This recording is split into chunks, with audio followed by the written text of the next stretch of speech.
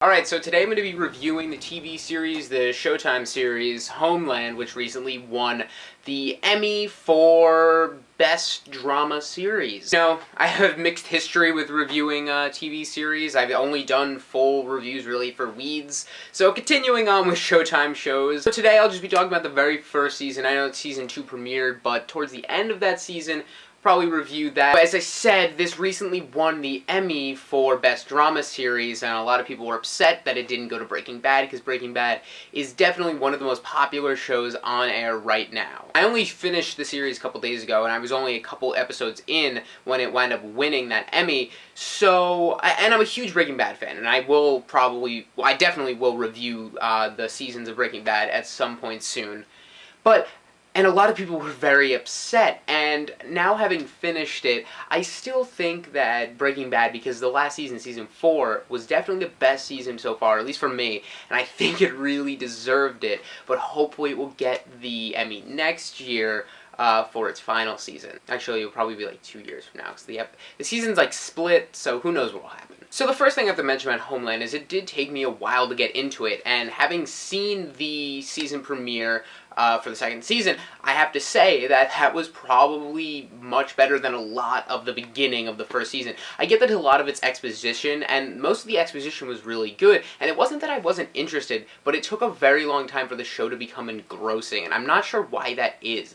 It wasn't as if there was a lack of action, because one of my favorite things about the show starting off is that it starts off right in the middle of action, and it has this very gritty Paul Greengrass style in both the fact that it's this covert CIA activity, but also Middle Eastern affairs, and with that just drops you right in the middle of something and doesn't give you really much exposition right at the beginning, and just kind of expects you to start figuring things out on your own, which I do like, and the show quickly becomes to a point of understanding with the audience, and you can start to interpret the information. But I'm not sure why. It just took me a little while to really get a connection to this show where I really wanted to keep coming back. Not keep coming back just because I knew the show was good, but just this almost uncontrollable urge to go to the next episode immediately after you finish the next, which is a really great thing when a show can achieve that, and this towards the end of season 1, it gets there. I love how it keeps this solid mystery that's really very well ingrained with the overarching story of the show, and the audience is constantly guessing because character motives and their actions are very unclear, and you're really not sure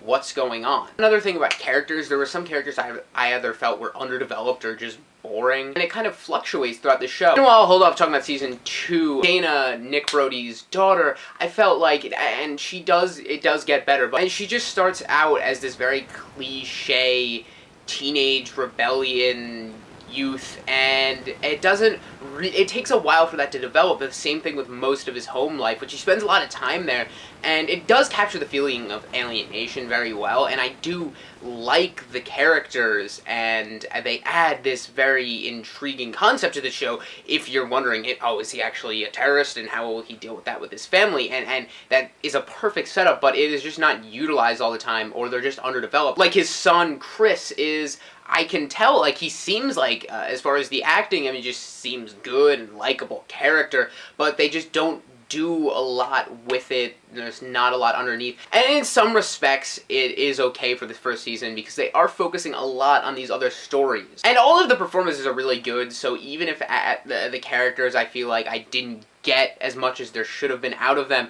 the performances are really fantastic.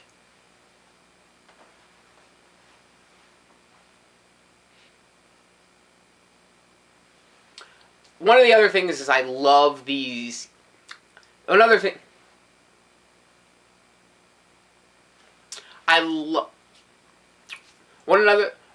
that I really like was these contingently placed, interlaced flashbacks.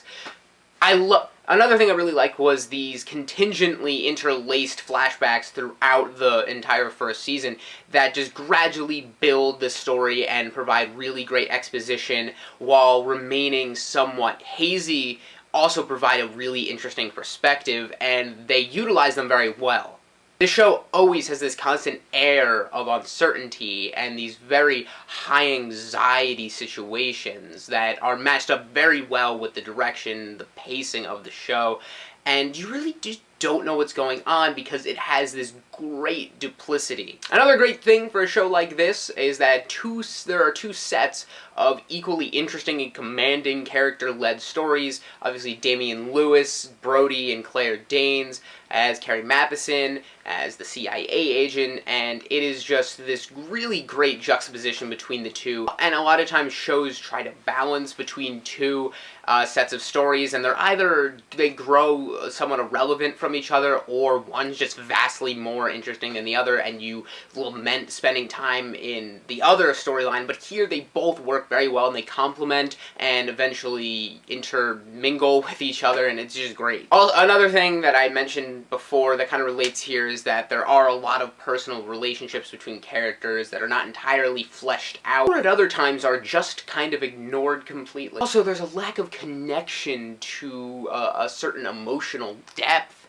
at a lot of times that you feel like should be there, and I'm like, alright, should be feeling something now, and a lot of times it comes, and a lot of times it doesn't. A lot of these flaws are kind of assuaged by the fantastic performances from the entire cast. Very, very solid cast. In particular, the leads. Damian Lewis is mysterious, yet sympathetic enough for one half of the story, and then Claire Danes, while she's very clandestine, she is extremely intriguing and carries the series very well, very strong character. She's this character on the other side, half revealing some information on insight into the story, while on the other side you're just getting flashes of things you're not sure how to interpret. And neither side really releases all the details. There is always excluded information, and this creates a much stronger suspense. It also creates a mostly accurate depiction of the modern post-9/11 world, and captures the sentiment of apathy and both national anxiety.